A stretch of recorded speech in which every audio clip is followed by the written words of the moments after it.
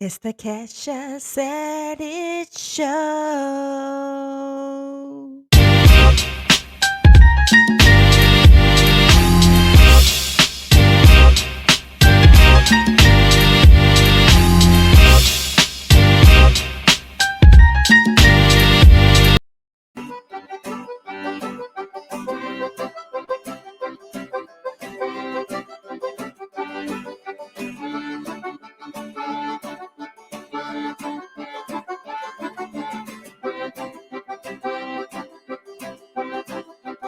Hey, and welcome to another episode of Kesha Said It. Are you guys ready to deep dive into today's topic? I'm so ready to talk to you about Texas living, but Louisiana roots. So, if this is your thing, stay tuned. Don't forget to like, comment, and subscribe. All right, guys. Hey. Welcome to another episode of Kesha Said It. I'm so happy you guys have joined me today. And I'm so happy that all of you have previously joined in for episode 1, 2, and 3. Because guess what? We are on episode 4 already. Can you believe that we are almost done with February? I cannot. I don't know where the time has gone, but this is where we're at. We're almost in March, the best month of the year besides Christmas time. Spring is always awesome. I love spring. I love fall. Two favorite seasons. So, today's topic, I don't know. This may get a little deep today. We're going to be talking about some of those experiences that I have experienced coming up as a child, some of the things that I've had to work through. So today's episode is called Texas Living and Louisiana Roots. Yes, I don't know if everybody knows that my family's from Louisiana. They are from Louisiana. Parents both born, bred, raised, reared in southern Louisiana, to be exact. Southern Louisiana, because there is a difference. Some people from Louisiana will be like, yeah, I'm from Louisiana. Okay, what part? What part? You always going to hear that as a follow-up question, like, what part you from, right? Because there's a difference. There's North Louisiana, there's South Louisiana. The cooking is different. And some of the things you experience are different too. So it's kind of interesting as we talk a little bit about today. But just to start it off, I am a fairer complected African American girl child. And growing up in a household with two parents that come from Louisiana, like I said, born, bred, reared, everything. It's a little different, and there's a lot of different avenues or things that I faced that others may not have. If you may have Louisiana roots, but maybe you're like third generation or something like that. So you were born and raised in Texas. Your experiences may be a little different than mine.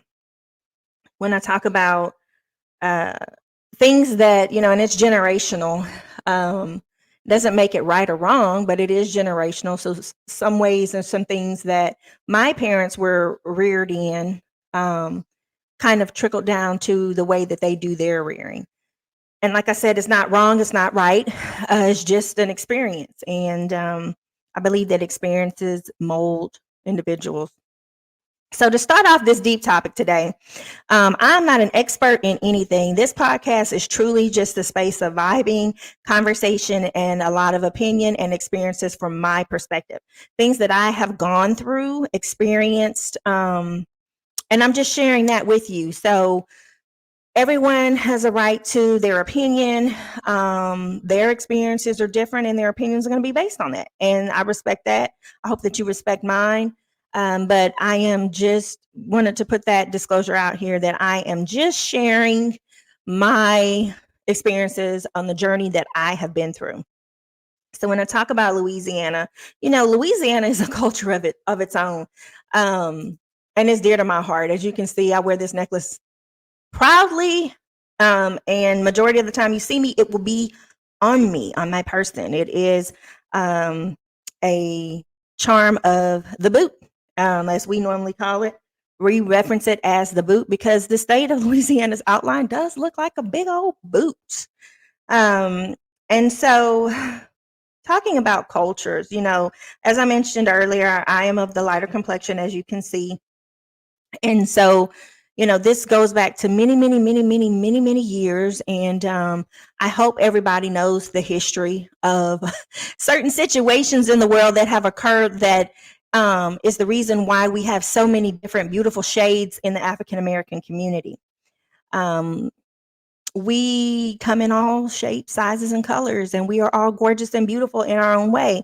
But just some of the things that I have experienced coming up, it was hard. Because of that, people prejudged, came to assumptions that, I thought I was better than them because I was lighter complected or that I had more privileges, which was not the case, or I didn't experience it to be the case. Um, a lot of my counterparts did not like me because of it. There was some attempts to be bullied. And I say attempts because if anybody knows me, it ain't happening. I ain't getting bullied. you know, um, that ain't gonna ever happen to me. And so there were some attempts to be bullied, and that, ended very quickly um, because of that. And, let's take it back another generation. So my parents are old school. And I love my dad, I love my mama, they're my peoples, right? But not not necessarily my mother, but my dad, being raised in traditional Southern Louisiana back in the time where he was in traditional Southern Louisiana, if you were not light bright or almost white, it was not it was frowned upon, so a lot of your African Americans that were there, that of course they were light skinned, but there was levels to that. Like, okay, yeah, you're light skinned, but what type of hair do you have? Is your hair curly? Is your hair straight? Who are your people?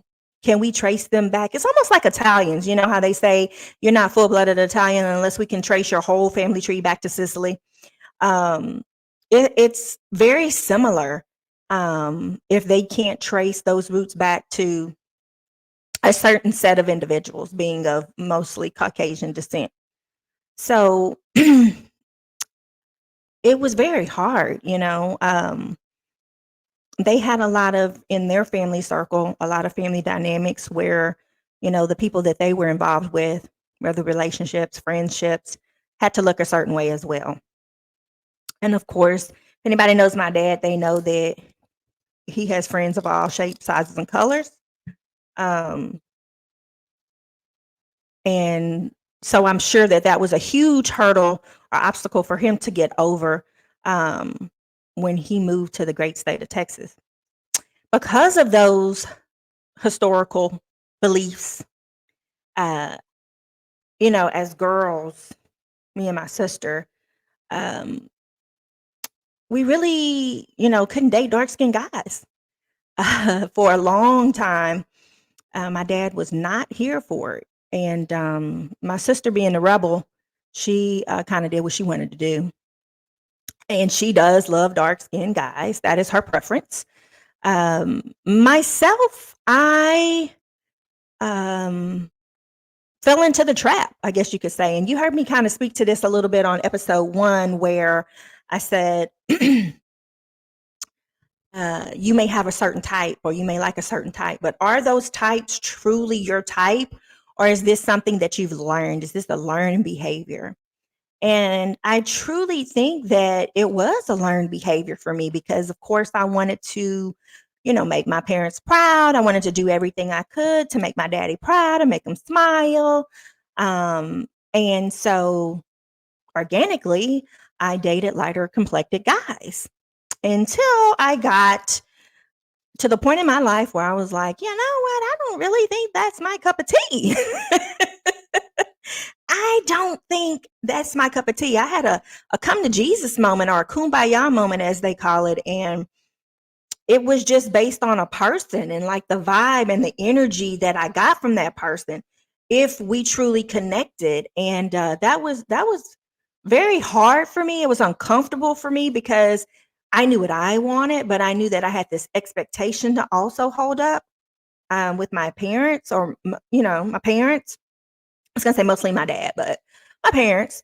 Um, And so getting to that point where I was like, this is who I like, this is what it is. And like I said, they've evolved over the years. They have truly evolved. Because my husband is not a light complected guy. He is as old school people will call him red. He's red, kind of red. He's not dark skinned, he's kind of brown skinned. My sister's brown skin, browner than I am, I should say. So that's something that they've evolved from. But growing up was kind of rough. Like, it wasn't even just people that we were dating, it was friends, certain friends, if they thought, um, we're not comfortable with you hanging around those people, those kids, for one reason or another, not necessarily because of anything that they've done. Um, it was a little shallow. It was a little shallow. So we had to pick friends wisely, pick significant others wisely. And like I said, it was mostly me and my sister. My brother didn't have the same experience. And it could be just because he organically likes he likes what my dad likes. So that's probably why his experience was not of the girls. But I don't know. It was just really hard. And when you're used to that, and that's kind of like your norm, it's so hard to not carry that into your adult life or carry that around with you. It affects how you form friendships. It affects how you form relationships. Um, it affects everything. It's kind of like subconsciously still in the back of the grain of who you are in your mind. And you're constantly at battle with, not being judgy, not prejudging people because of, old school thought patterns, and breaking those chains, breaking those cycles, and moving from them. Um, I make it a point to introduce my child to all areas of life, um, different shades, different people. Know that you are African American, regardless of how light you are, how blue your eyes are, how straight your hair is. You are African American. Um, and will love everybody equally and have friends of all shades and colors, and sorts. That's what makes life great. And so you can't just cut people off at the pass for superficial foolishness. That's basically what it is. But I had to get to that point. I had to get to that point where I was okay with, knowing that, man, everybody didn't experience this type of situation. I could go back to, we used to go to Louisiana pretty much every holiday. We would go back Easter, Christmas. I think we mostly spent Thanksgiving here, but Easter, Christmas, summer times, birthdays, we would always go back home. And I remember my mom had to put a relaxer in my hair before we got on the road, because by golly, those curls or those waves show through. The hair has to be straight. Just little things. So if you didn't know that, guys, if I have some people on here that's been knowing me for years that didn't know that, well, hey, now you know, right? Um, in the words of Biggie, if you don't know, now you know. But yeah, like certain things had to be a certain way. Um, so that could be very traumatic. So I try to expose my child to the different things, different scenarios, understanding culture, heritage. Now, I love my Creole food. I love my Creole food. I love Zydeco. I love all that, but I also love Tex-Mex, and I also love, um, Mediterranean food. It's funny because my counterparts, fellow Creole folk, they laugh at me, and even my husband teases me because I cannot stand overly spicy food. Like, I feel like too much spice completely messes up the taste of food. Food has to be the perfect balance. I prefer savory and not necessarily spice, because you could put a ton of spice and it be completely nasty. So when I say I don't like overly spiced food, people are like, "Oh my God, you're from Louisiana. Oh my God, you're not a real Cajun. You're not a real Creole." I'm like, "Oh no, I am. We can trace them roots back." But at the end of the day, I know good food. I know good food. I know what's appropriately seasoned and what's overly spiced, what's taken away from the flavoring of the food and the way that it's tasting on my palate versus you just dump a whole thing of cayenne pepper in there. That's not doing anything for the taste of the food. But I digress. And y'all can hear that one of my furry kids has taken up this click, click, click, click. She has this squeezy toy that she loves, and she completely squeaks at inappropriate times. So you can probably hear that in the background. And my apologies to everybody, but I told you we're gonna be real, we're gonna be raw, we're gonna be uncut, and it's gonna be in living color. And this is what it is. So until she feels she's done squeaking on that toy, y'all gonna have to deal with that. Um, but yeah, and it even goes beyond like skin tone and things like that, because of that. Like I said, I had to get a relaxer in my hair before we would go, and everything had to be perfect. And it's funny because you get these off balances, because it's like, if we're family though, that's family. Why do I have to put so much effort just to be around family? um should be like Jesus, come as you are. We accept you, we love you. But it's like, no, you have to be, this has to be the image. You have to be perfect. You have to do this. You have to do that. Your hair needs to be straight, blah, blah, blah, blah, blah, and all this stuff. And so, that could be very traumatic. It took me a long time to just kind of like deal with that. Like, wow, maybe family had some dynamics back in the day. We really didn't. As a child, it's not something that you think is wrong.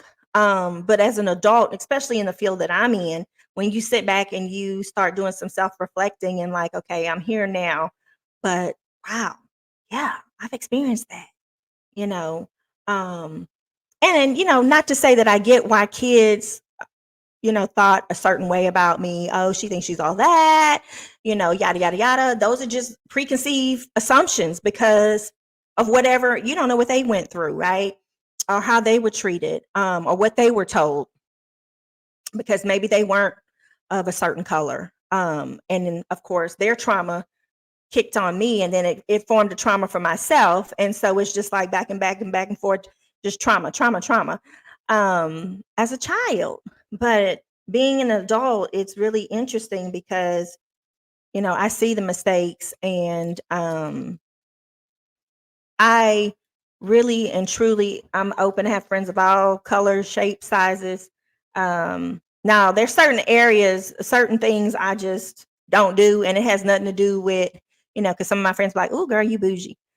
It has nothing to do with the culture or the population that is there, and has everything to do with either the customer service, or there's something that just doesn't sit right with my soul. Like, I love supporting my people, right? I love it. I love it. I love it. But sometimes we got to do better, because that service be horrible. And you're like, dang, I just paid $150 for two cocktails and an appetizer, and it took me 45 minutes to get the second drink and my food. Where they do that at? Now, that's not to say you won't go to another establishment that's not owned by my people and still not have poor customer service. But when I'm telling you, I'm intentionally, there's one of our words, I'm intentionally going to support my people. And these are the experiences that I'm getting. Like, it makes it hard. It's like, dang, okay, maybe that's just a one off. And then you give it a go again, and you go back and you're like, oh, it ain't no one off. Um, so if I'm spending $150, $200 at one setting in your restaurant just for me, it's not a date night. I'm not paying for nobody else's cocktail or meal. I expect top notch service. I really do. I really do. Um, so sometimes my friends might be like, oh, well, Kesha ain't gonna want to go there, or, Kesha gonna think it's too ghetto. That's not the case, y'all. Now, some of them is kind of ghetto. Some of them a little ratchet. And I have to be in the mood. Like, I'm not to say that I can't get ratchet sometimes. I just have to be in the mood to be ratchet. If I'm in the mood to be bougie, I'm in the mood to be bougie. I'm not in the mood to be ratchet. Like you give and take, you give and take. So um you just gotta feel it out and see where you at that point in time. And my real ones know. If they watching, they know. So I don't know. Have you guys ever experienced anything like that? When we talk about childhood traumas and just things that, you are breaking that cycle, things that kind of occur to you as a child, things that you have experienced as a child that is not optimal for you now that you're a parent. You're making sure, oh, no, we're not doing that again. I'm breaking this chain. I'm breaking this cycle with my kids. What are some things that you've experienced, because we've all experienced something. If you live on this earth, you have experienced something, and you take the good with the bad, and sometimes the bad, you want to leave it where it's at, and you have to be um, okay with doing that. You have to break those chains and leave that toxicity back in the past where it is. You've taken what you can take from it, you've learned what you can learn, and you're moving forward. You're evolving. I think everyone should evolve, and because of everything that we may have experienced or I have experienced as a child, sometimes that can make you kind of paranoid too, because it's like, well, you know, am I picking the right people to be in my circle, in my space? Am I um, being overly paranoid? Because as I mentioned before, whoever you share that space with is very, um, it should be a person that is worthy of your time in whatever relationship or situation you're in with that person. So, sometimes you may second guess yourself and be like, oh my, maybe this person isn't the right person. Like, I shouldn't be allowing them to be in my space if they really feel that way about me. And it's like, are you trying to justify thoughts about them or your friendship with them based on past traumas? Um, what is your intention? What are your goals from that? Like doing some deep diving, and you'll see the consistency of these episodes is always going to come back to you, because the energy that you give out is the energy that you will receive. So you always have to start with numero uno, you.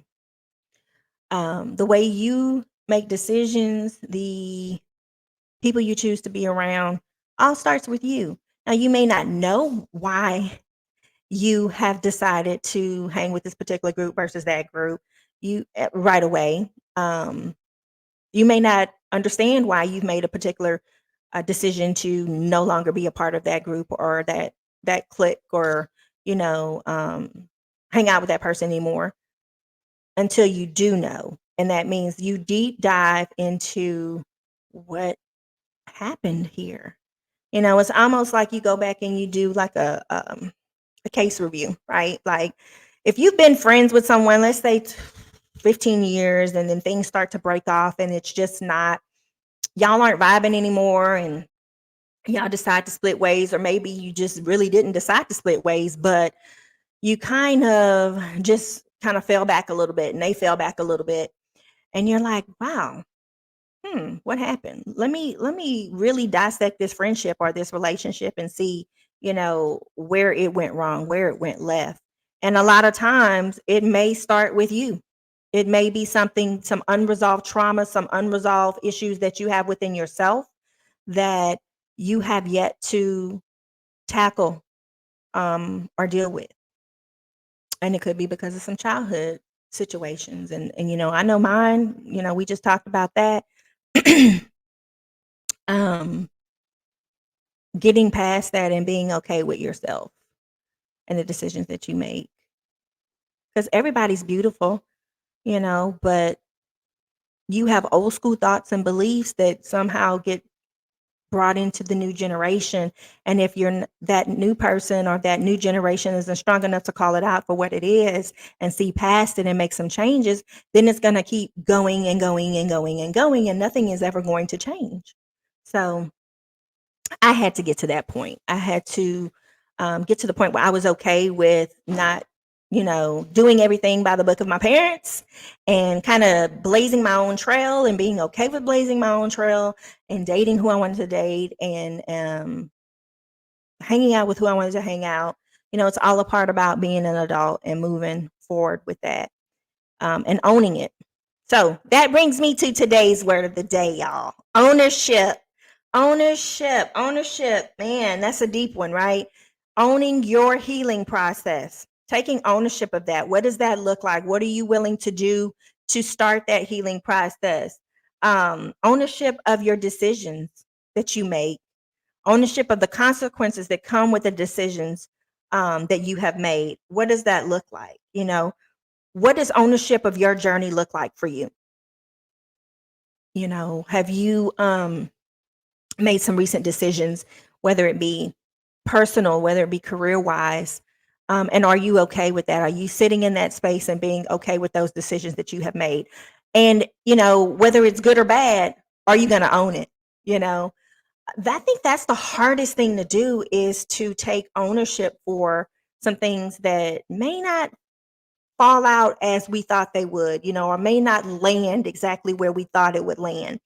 And having that conversation with yourself, like, ooh, yeah, I did say that. I always have those come to Jesus moments with my husband. He'll tell me, he'll be like, well, that was your call. Or, I asked you if this is what, you were good with. And because I run everything past him. Let me tell you, if you have a significant other, a husband, a wife, whoever, that you're with, whether you're married or just in a relationship, and you don't run stuff, you're not to the point where you're running things past them and y'all been together for years, then I don't know, because that's my best friend. Like, that is my go-to. I will call him in the middle of something at work and be like, hey, you got a moment? I need to run something past you. It's not codependency. It's not. It's just really having your person. And a lot of times he'll call me to the carpet on some stuff like, well, you can make that call, but wherever it lands, it's on you, and being okay with owning that. So I've been working on that, probably for the last couple of years, just really being okay with owning the outcomes and the fallouts from my decisions, the consequences from my decisions, whether good or bad. I've been more vocal because of that. Because when you stand by your word and that's, your word is your word, then you can't help but, own it. Can't help but own it. And that's something, you do all the time, whether it's at work, like I said, work, at home, school, personal life, whatever it may be. Ownership. So I want to leave you with ownership, guys. I'll leave you with ownership for today. And I want you to continue to be you. And some of these conversations may be tough that we have. Some of the material may be tough, may be rough. But at the end of the day, it needs to be said. So that's why Kesha said it. Kesha's going to continue to say it. And deep dive into a little bit of things that maybe you been wanting to know about. Some people might be like, oh, wow, I had no idea, everybody knows I'm from Louisiana. Most of the people that that I'm close with know my background, my history. But some people are like, oh, wow, okay, and for me to be in a newer generation and to have experienced that during my time, they're like, oh, wow, some older people would be like, yeah, we know that. We remember that from back in the day. But wow, during your time, you actually experienced this. And it's crazy because still today, as an adult, making friendships, are still kind of weird. And it could just be aura too. I've been told that, I have a aura about me that is just kind of matter of fact. I do have RBF. Okay, I do have RBF. I try to be intentional about my face sometimes, but sometimes I just have RBF. Like, I'm not mad, I'm not upset, I'm maybe a little impatient depending on the situation, but I have RBF. So, I mean, I may be looking sideways, but then you'd be like, "Hey, girl," I'm like, "Oh, hey, what's going on?" And it's not fake. It's legit. I just have RBF. Um, those that think my aura may be a little standoffish, hey, just try speaking. Just try saying, "Hey." Now, I am a true believer that if you walk in the room full of people and you don't speak, then that's a problem, because I was taught that you're the one entering that room, therefore you should speak. That's how I was taught. You're entering a room, you speak to the folks that are in the room. So you have some people that don't do that. And if you don't, guess who ain't going to do it either? Moi. I'm not going to do it. So I meet people where they're at all times. Anywho, take ownership, y'all. Take ownership this upcoming week, and drop a line. Let me know what you're thinking, how you feel. What are some thoughts? Like, share, subscribe, guys. This YouTube world is busy. It's busy, and I really do appreciate everyone sharing the episodes and commenting. Those of you that have commented, not a lot of comments. I could use some more comments. Definitely use some more views and some likes. So let's get this thing going. As I said, this is a journey that we are taking together. So I appreciate all of you in your efforts. It means a lot to me, and let's just keep it going. And until next time, I'll see you later. And don't forget, Kesha said it. Peace. It's the Kesha Said It Show.